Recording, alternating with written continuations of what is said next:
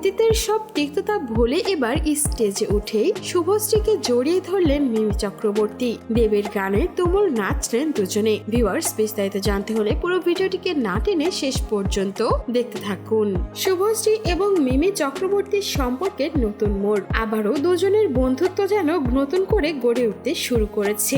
একটা সময় টলিপাড়ায় গুঞ্জন ছিল তাদের মধ্যে মোটেও ভালো সম্পর্ক নেই, দ্বন্দ্ব চলে রাজ চক্রবর্তীকে নিয়ে। তবে এইবার তাদের দুজনের এমন বন্ধুসুলভ আচরণ যেন দর্শকদের নজর কেড়ে নিয়েছে। ফিল্মফেয়ার অ্যাওয়ার্ড শোতে নিজের পারফরমেন্সের সময় মিমি চক্রবর্তীকে হাত ধরে টেনে নিয়ে এসে দেবের গানে তুমুল নাচেন মিমি চক্রবর্তী এবং শুভশ্রী, যেটাই যেন দর্শকদের একেবারে নজর কেড়ে নিয়েছে। সবাই বেশ প্রশংসায় ভাসাচ্ছেন দুজনকে, আবার অনেকেও এইটা দেখে বেশ চমকে গেছেন যে হুট করেই এদের দ্বন্দ্ব ভুলে কি করেই বা তারা বন্ধু হয়ে গেল।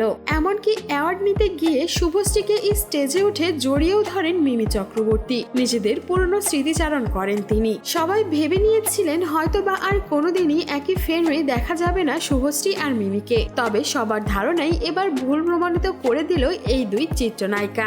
অনেকেই তাদের এমন বন্ধুত্ব দেখে আশা করছেন খুব শীঘ্রই হয়তো বড় পর্দাতে তাদের দুজনকে একসঙ্গে দেখা যাবে, যেটা এর আগে কখনোই সম্ভব হয়নি। এই দুই নায়িকা চোখে আঙুল দিয়ে সবাইকে দেখিয়ে দিল সময় বদলে গেছে, যার জন্য তাদের সম্পর্কটাও এখন বদলেছে। দ্বন্দ্ব গলে গেছে বন্ধুত্বতে। নতুন এই বন্ধুত্বের সম্পর্ককে মিমি চক্রবর্তী এবং শুভশ্রীর ভক্তরা বেশ ভালোবাসা দিয়েছেন। অনেকেই তাদেরকে একসঙ্গে দেখে বেশ আপ্লুত হয়েছেন।